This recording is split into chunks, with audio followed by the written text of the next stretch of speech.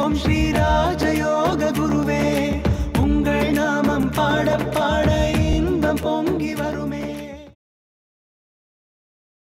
ஒரு அந்த காலத்தில் இருந்து ஒரு பழமொழி சொல்லுவாங்க.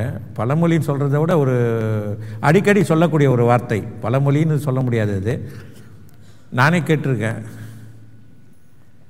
நம்பினால் நடராஜா, நம்பாட்டி ஏமராஜா அப்படின்னு அடிக்கடி சொல்லுவாங்க. நானே கேட்டிருக்கேன்.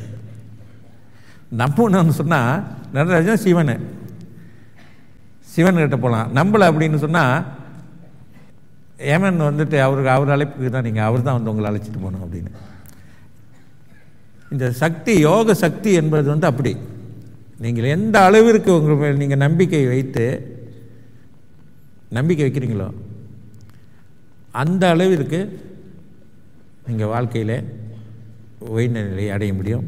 உயர்ந்த நிலைக்கு உங்களை அழைத்து செல்லும். நீங்கள் மகிழ்ச்சிகரமாக வாழ முடியும். ஆனால் இந்த யோக சக்திக்கு எதையும் ஈர்க்கக்கூடிய ஆற்றல் இருக்குது.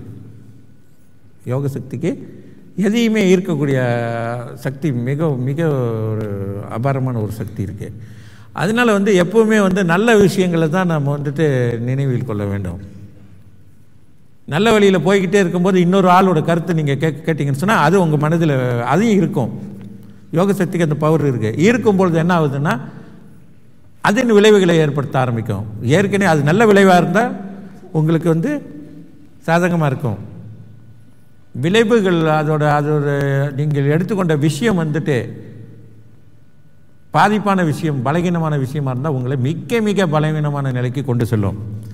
அதனால் இந்த விஷயத்தில் நீங்கள் வந்து மிக மிக மிக விழிப்புடன் இருப்பது அவசியம்.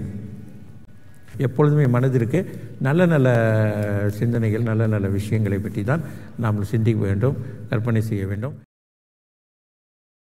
யோக ஞான சித்தர் ஓம் ஸ்ரீ ராஜயோக குருவே